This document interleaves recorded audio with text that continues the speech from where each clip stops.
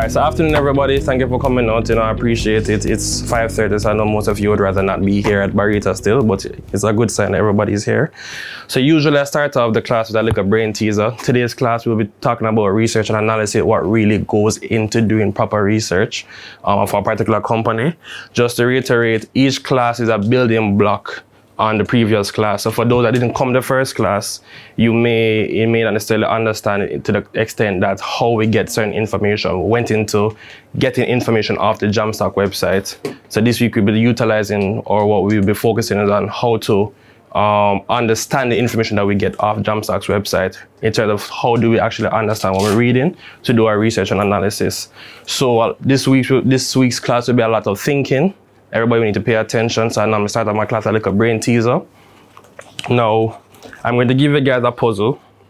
And everybody, online people as well, you guys have about 5 minutes roughly to figure it out.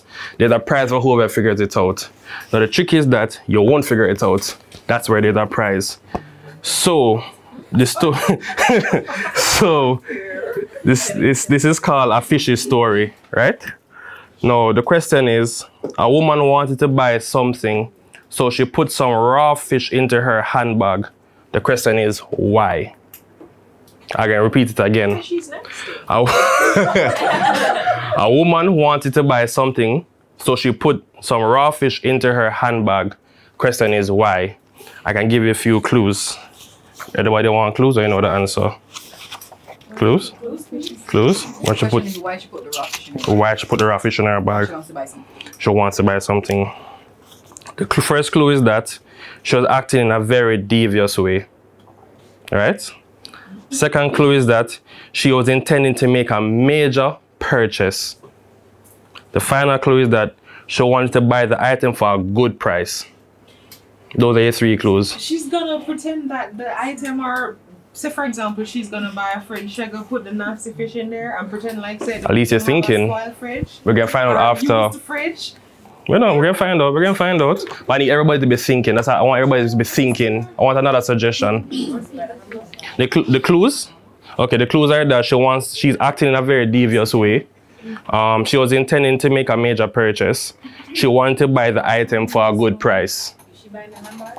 Is she buying a handbag? No. All right, so I'm actually going to give the answer now. You guys ready for the answer? So the actual answer is, she wanted to buy a house that was currently vacant. After she toured the house with the real estate agent, she asked for a few moments alone there. She then left the raw fish under the floorboards. She knew that after a while, the smell of the decaying fish would put all the other buyers off, giving her the chance to buy the house for a very low price. Hence why you guys would never have gotten the answer, but I want you guys to be thinking. It's a good try. All right. So now that everybody's brain is churning a little bit, we're actually going to go into the meat of the matter. So for this week, we'll be focusing on, I think I'm supposed to use this. Oh, right. Wait. So this week, we'll be focusing on 3 particular items. 1, why is research necessary?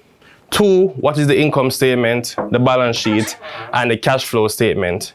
Then last, we're going to go into how are they all connected, right? So, on to the first topic.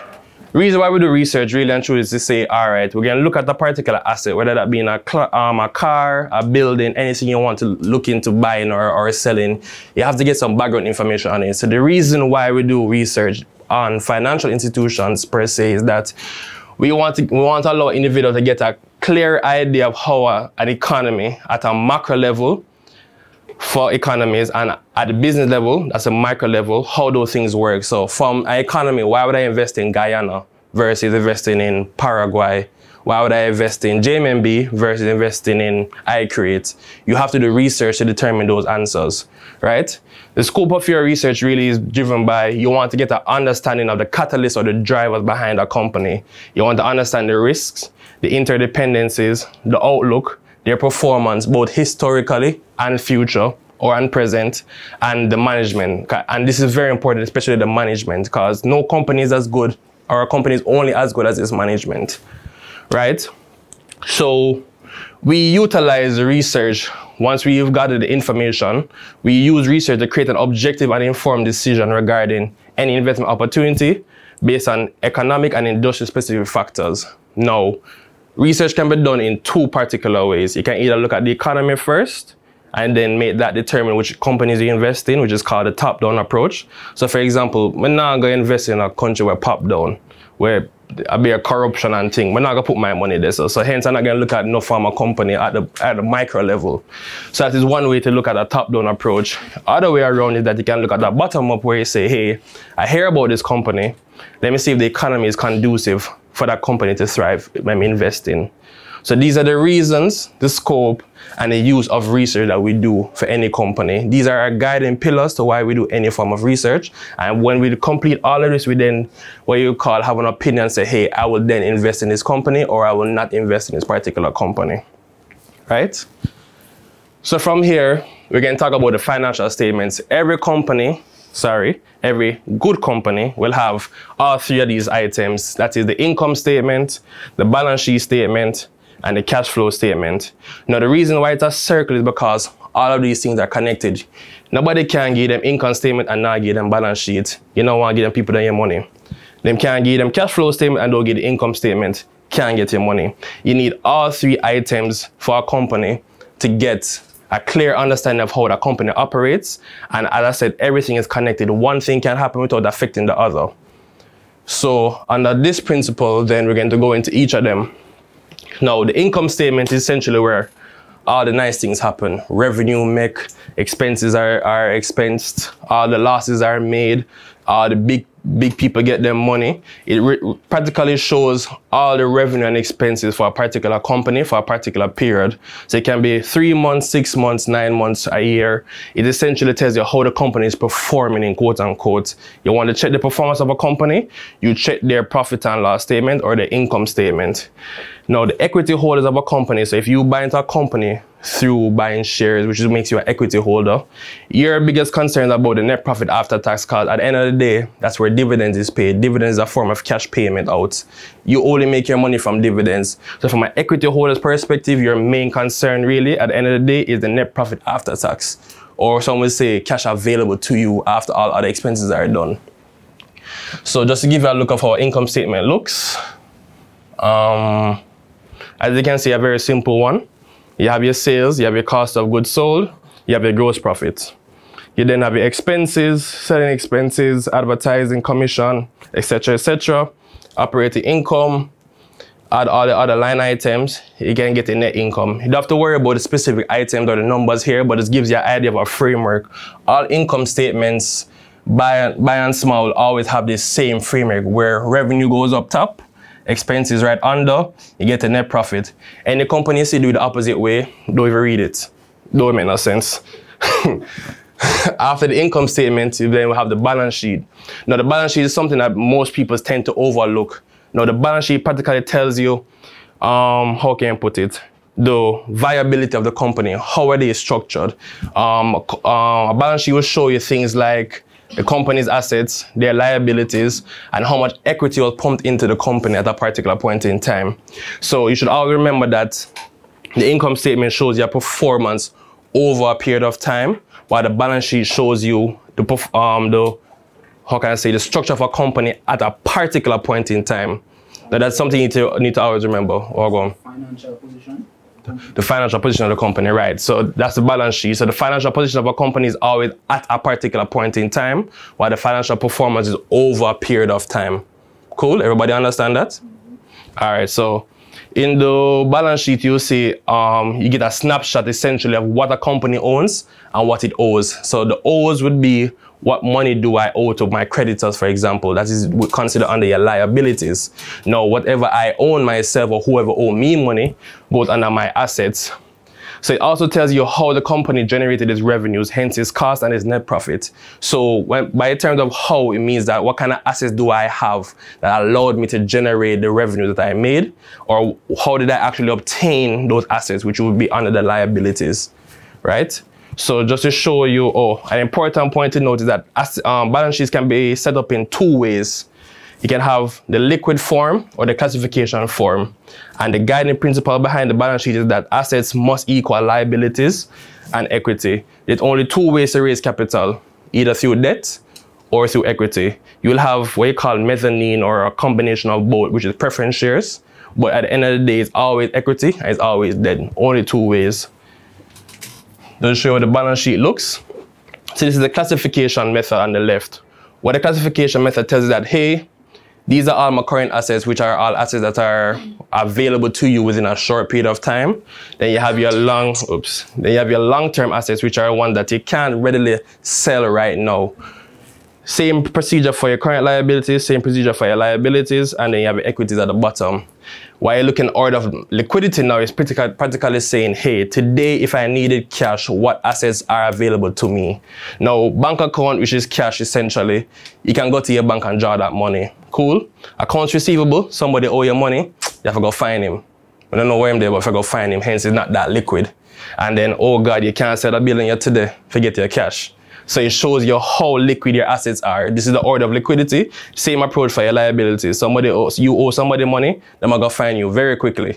Hence why it's right up top. You'll borrow money from somebody, will live a Timbuktu, you're not gonna find it for now. So it always shows your order of liquidity, or you can show you classification. You should be able to pick up on how a balance sheet is set up, so it's easy for you to identify what you need to identify for a particular company. Then, last but not least, a cash flow statement. Now, this is one that is very, very important because this is practically the glue between the income statement and the balance sheet. Nothing can happen on the income statement that doesn't happen on the balance sheet, and vice versa is the same. Now, your cash flow statement provides data regarding all cash flows for the company that the company receives from the operations. It also shows all outflows. So from cash coming to this business is going to be on your cash flow statement. Or from cash leave this business is going to be a cash flow statement. Now the cash flow statement is broken up into three particular points. You have the cash from operations, which shows all transactions for the operating of the business. So if my business is selling clothes from a seller shirt or a buyer shirt, it goes in my cash flow from operation because that has to do with me actually conducting business or operating per se on a day-to-day basis. Then you have your cash from investing activities, which essentially means that if I buy a particular item, such as this building, if I bought a building, it will go in my investing because it's an investment that I've made. Also, if I buy equities, that's also an investment, so you'll also show in this line item. So once you're making an investment in any way or form for your business, it shows up in your cash flow from investing. Cool? Then the last part is the cash from financing. How did I get that money to buy anything in the first place? So did I get that money through equity? Did I get that money through debt? That question will be answered right here in this particular line item. You will see how the company is actually financed. So you give your idea of like, hey, this company has a lot of equity because they just issue shares, or they take a lot of debt because they don't want to give them shares. You can find that information right here in the cash from financing, as well as repayment of debt or buying back of stocks from the stock market per se. So these line items, this is essentially the glue for the income statement and the balance sheet, right? So this just gives you an idea. I said, don't focus on the numbers, but to see how it is structured. You always go from cash flow from operations first. You start from there, then you go into your cash flow from investing activities, then you go into your cash from financing activities. And this essentially is the layout of how you will set up your cash flow statement. So I'll ask the question now, because I have a very interactive class. I don't like people just looking at me. If I want to see how revenue is generated, which statement would I look at first? Income statement. Balance sheet. All right. You can look on your balance sheet for your revenue. Let's say a word. Where would I find, if I spent cash today to acquire an asset, where on the cash flow statement would I find it? Investing. Good. At least you guys are paying attention. It's really the whole point for me. I'm just here to talk to you. I want to make sure you actually understand what's happening. Now, sometimes that comes with every financial statement is what's called auditor's opinion. right? Now the auditors, I'll put out a nice little image here so you can get the idea, safeguard it. Auditor is a stamp of approval. They sign every document for every audited company. If you don't see auditor's opinion or if you don't see a signature for the auditor, you don't want to read, you can't trust those financials as much as you can, because management, they have incentive to make sure the books look pretty. Hence, they may not be a true reflection of particular accounting standards, right? So, an auditor's opinion is essentially a certification that a company's financial statements are a true reflection of generally accepted accounting procedures. You have some interesting people up in England. We sit down every day and say, all right, what is the best accounting practices that we'd want for our companies? You'll hear IFRS this every day changing. Some random people get up and say, yo, we don't want to recognize it like that no more. Then just change it on a dime like that. So you have to make sure you're staying current. Every company that wants to be or has a stamp of approval from an auditor, they have to make sure that their information is current to practices of or generally accepted accounting practices. Now, auditor will have 3 opinions: unqualified, qualified, and adverse. Now, it's kind of counterintuitive, right? An unqualified opinion is a good opinion. You want to make sure your opinion, the opinion from auditor, is unqualified. What that means is that the auditor's reports show that the financial statement is presumed to be free of material misstatements, meaning that I know party shop the man I run. Everything makes sense. The wall there over there, so the roof there up on the sky and up on the floor, everything looks good on the financial statements. That's an unqualified opinion. A qualified opinion means that, hey, something don't look too right here, so. Why the 2 subtract from 1 give me 3? Something that look too right or so. So a qualified opinion is practically saying, hey, they may have majority of general accepted accounting principles, but there may be some things that we don't necessarily agree with. So it doesn't mean that the financials are bad. For example, who are you to tell me that this cup door worth $1 million? You can't tell me that. I say me worth $1 million, and an auditor may have a different opinion. Hence, they may say, all right, him think you're worth $1 million, I'll give him a qualified opinion. Everything else is fine. The revenues, balance sheet is fine. But this cup, him say worth $1 million, I disagree. It's actually worth $450. That's his opinion, the auditor. Then you have adverse opinion. If you see adverse opinion, just lock it same time, push the financials aside, don't waste your time. That means that these people have not done anything closely acceptable by accounting standards. That means that 2 + 1 don't equal anything that you've ever seen before. The man them have revenues, but all of a sudden net profit is 0. You can't account for the money missing. Man them buy a big boat, no receipt, not there. Adverse opinion, you stay very, very far away from companies that have adverse opinions. These are the riskiest type of financials, and really and truly you don't trust anything that the management puts out in this regard. Huh? Like oi. He said like Petra Jam, oi. All right. Now, I have a very important slide. If there's one slide I need everybody to remember, this right here is the most important slide you'll ever see at any point in time, is that the devil is in the details, and don't make him trick you. For every audited financials, you have something what they call notes. Now, you need to be able to read the notes at every single point in time. Don't just look at the cash flow statement, the income statement, and the balance sheet in isolation. You need to understand what's happening in the actual financial statements, which is clearly written out for you in the notes. Now, a lot of analysts will overlook the notes, saying that me don't need to know what's going around there. Me understand what's going on.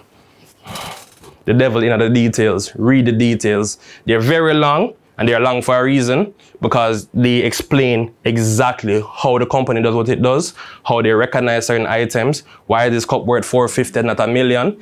All of that is explained in the notes. Ensure that you always read the notes of every single financial statement.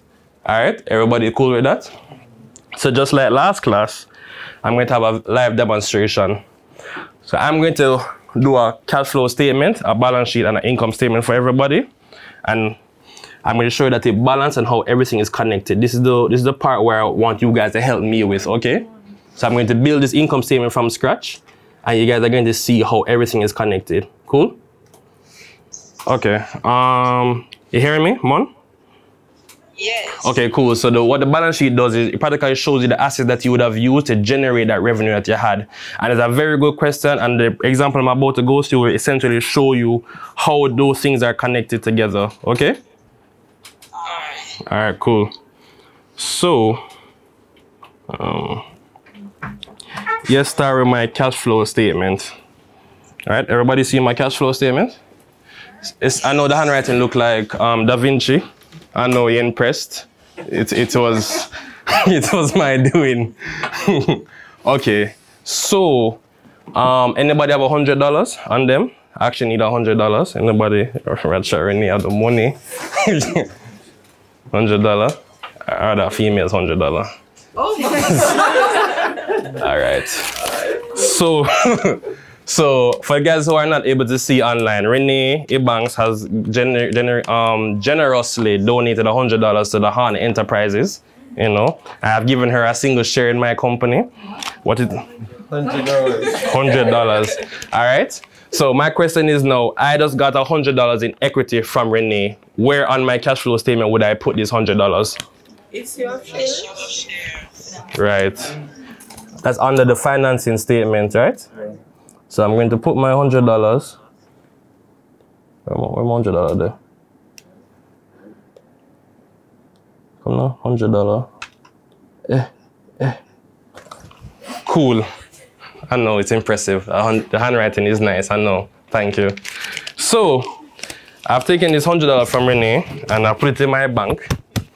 And I'm going to simultaneously buy a chair in this office space right here. I'm just going to buy, or I'll buy this pot right here, this plant. So I'm going to buy this plant. I'm going to make an investment. Where on my cash flow statement would I write this in statement?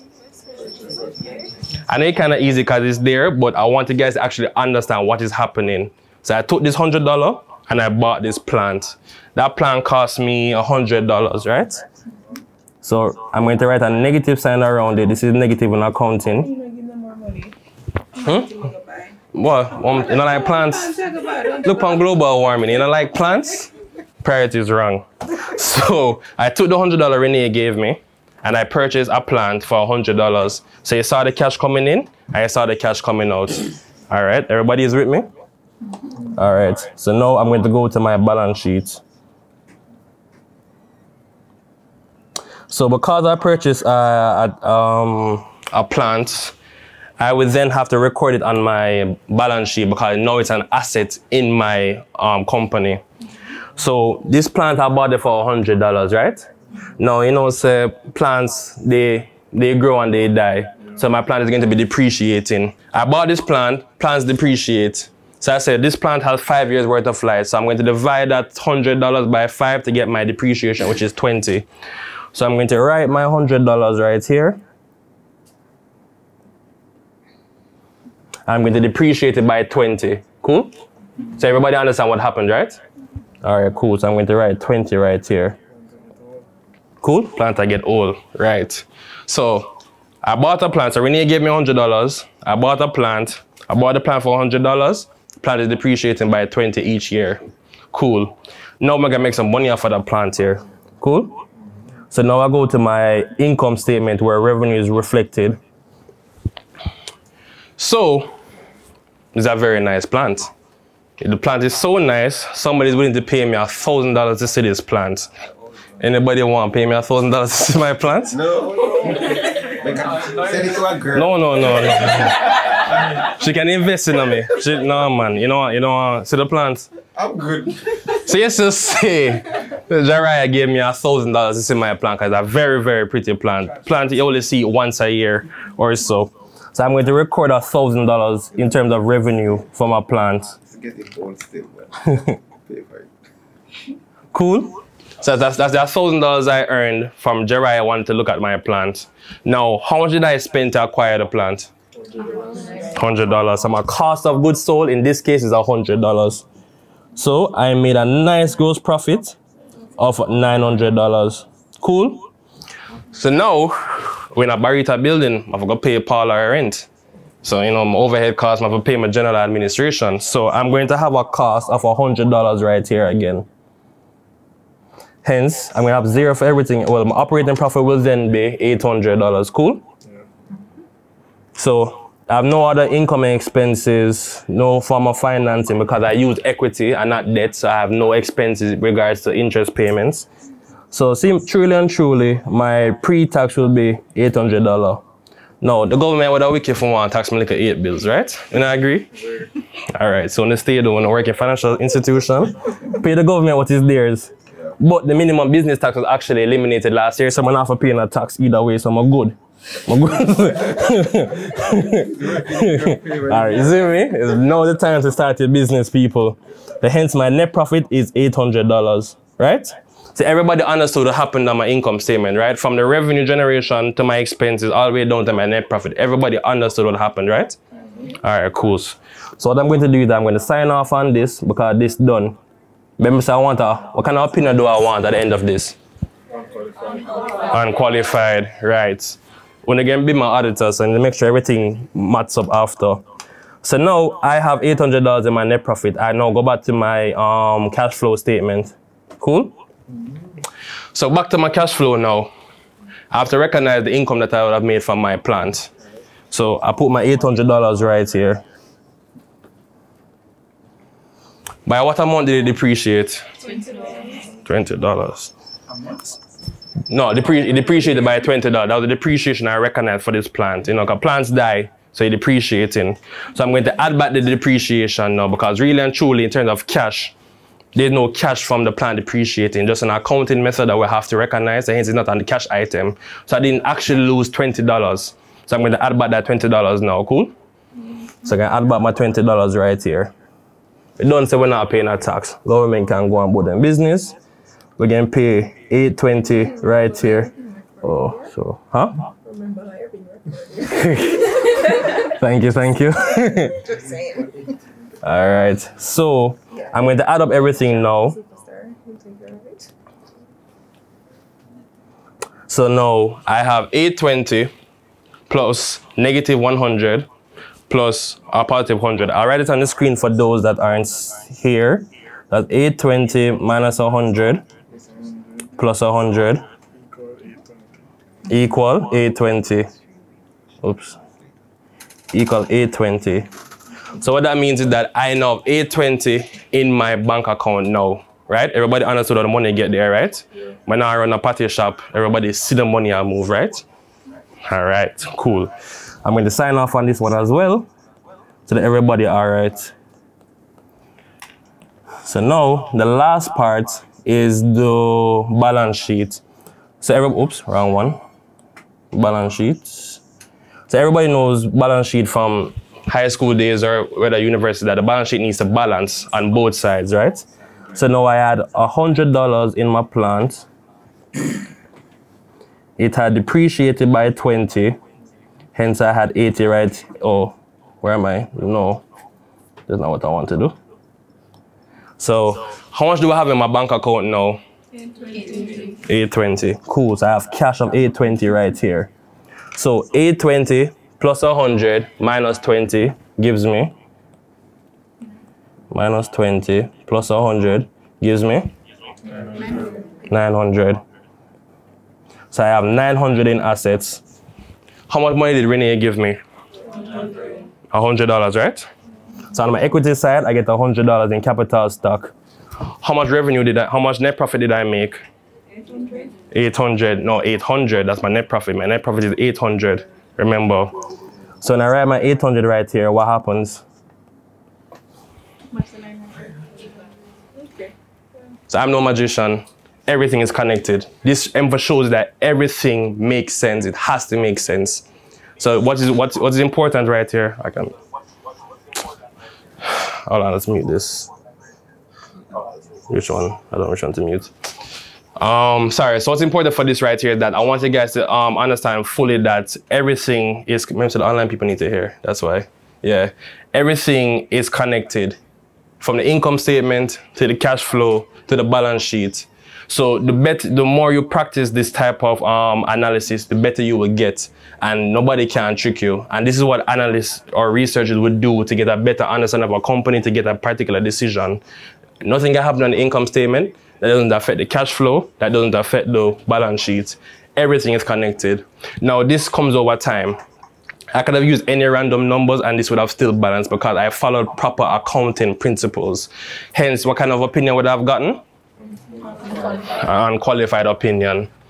So what I really want to take away from this class is that to do any form of research, you need to understand the business. And by understanding the business, you need to look at those 3 financial statements. Outside of the financial statements, what else do you need to look at to understand a business? The notes.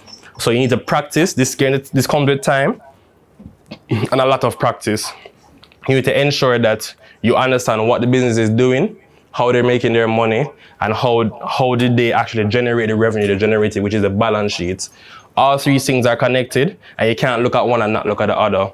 And as you do this over time, everything for me, really and truly, at the end of the day, is about actually practicing this. You need to actually practice. I can mute this now. You need to actually be able to practice this. So coming to the classes alone once a week or once every other week will not necessarily get you to that particular stage. So the first week, what we did was that we went on Jamstock website and we actually worked through working through the actual website. So we went into the website, we picked a company, and we did everything. So every week is going to be a building block. So for the persons who know what to do, where do I go? If I'm ready to look at a company's financials, where do I go? What's the most important website you will need to know in the financial industry? Jamstock X. I like that. Confidence. Jamstock X, the most important website you will ever need in this financial industry. Cool? Internet don't flop me? Cool. Where do I go to find the financials for NCB? Scroll down. All right, cool. So I'm going to go for NCB. Skip so fast. Cool. JC campus, how would this view? Okay. So, where do I go to find the company's financials for NCB? Right-hand side. Right-hand side? Good. Now, what I really wanted to emphasize a while ago was that, stop it. A lot of persons were just looking at the board not sure. This is why each class is very important. We use what we used in the previous class. So don't think that because you see a topic, you already know it. Everything is necessary. So if you're best as you can, come to every single class because we will be using what we used in the previous classes going forward for the duration of this course. Cool? So where do I go now to find the financials? I want to look at the annual financials or the audited financials, I should say. Cool. They're here in September, so I should have their latest financials here. Now, the reason why I wanted to use the audit is because I want you guys to see what the auditor's opinion look like. Cool? So on the second page of every audited financials, you'll get the audited opinion, or well, table of content. Then you'll get the auditor's opinion, and they will literally start it off in our opinion. And you can utilize this to determine these financials make sense or they don't make sense. Now, NCB, everybody knows that them financials good. We conducted our analysis and they're in good standing with general accounting practices. So from here, so we know we can trust what NCB put out, right? So if I want to go and look at how their financial position, where would I go to find that for NCB? Balance. Monique, mute your mic. Monique, you answer my question them too much. All right, so Monique said balance sheet, right? So I'm going to go to NCB's balance sheet. I think it's faster if I scroll on this. There we go.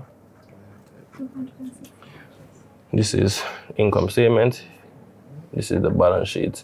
Now, this is NCB's balance sheet. What balance sheet methodology are they using? Don't answer, Monique. Liquidity, right. So what did they do? They listed their most liquid assets up front, which is cash. Cash is always the most liquid asset. And they went down in order of illiquidity. So the most liquid asset goes up top. And just like that, you can rank it. So you don't have to wonder, is intangible assets more liquid than property, plant, and equipment? You don't have to wonder that in this method, they link it in order of liquidity. And the balance sheet will be linked up in the same way as well. This is the money that the bank has right now. Hence, it's liquid because it's still cash. And just like that, the order of liquidity goes down. The equity they can set up the equity however they want, really and truly, but they tend to show it in form of liquidity as well. Retained earnings represents what they would have made in profit for a particular year. Cool? So where do I go now to say how the cash was handled in the income statement, in the company? Well, a trick. See if I get what I say income statement. So right here, you can see everything that NTB has done in terms of, make it zoom, and make it look bigger. All right.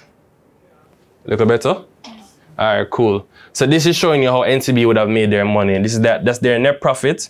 They didn't go into detail in terms of how everything was reconciled, but they did that adjustment for you. So this essentially shows you their money that they made from what you call operating activities. Notice that there's a big difference between the net profit and the actual cash. So they made 30 million or billion, sorry, they made 30 billion in net profit, but they really made 10 billion in cash. Now that is something that most people tend to overlook. The money that a company reports as net profit does not mean cash. Cash is king. Any analyst will tell you that cash is king. I'm concerned about the cash. You can do a whole heap of little fancy things up top to make your net profit look good. Talk to me about the cash. They made 30 billion in profit, but they actually made 10 billion in cash from their operations. Now that shows you the discrepancy between those two numbers. I have a question, Haughton. Sorry, it's not about NTB though. Is that why a certain person does not like GK? So that's why he wouldn't recommend it, in the sense that they would recognize their $1 billion. I think that was the goal. In their revenue? No, so alright, so in the case of GK specifically, what that have to do with me? I'm an equity holder and I care about net profit after tax. So that is why when GK makes $1 billion in revenue, that is 100 billion in revenue. That's good for them. Yeah, alright, cool. Me as an equity holder, talk to me about the money, which is in the net profit, which comes from the net profit after tax. Cool? What's up, bro? Remember, banks are unique institutions. So you know the cash flow from operations is very telling for a real economic company. There's not a lot of, banks don't necessarily want to generate all that cash, they want to get the cash out. So it's the tendency to have a big difference. All right, so sometimes operating cash is even negative. Usually it is. So what Raul was going into is saying that cash flow statements for different type of companies will always look different. And that's actually one of the topics that will be in this class. How do you identify the different type of companies? So cash flow statement for a bank will look completely different from a cash flow statement for a manufacturer. Especially for a manufacturer that uses cash heavily to pay for their day-to-day business. So what I'll do is I'll go to WithSync next so you can get the idea the differences between a cash flow for a bank and a cash flow for a manufacturer. So that is the cash flow statement. I'm just going to show you how the income statement looks as well. Again, as Raul said, banks, their thing is set up differently in the sense that they'll have different breakdowns. I don't expect to see a manufacturer having interest income per se. The man not give out no loan. Man, I expect that from a manufacturer. So, but at the end of the day, the idea that you should be comfortable in saying, this is the income statement, this is what they do. Now, I made mention to the notes earlier.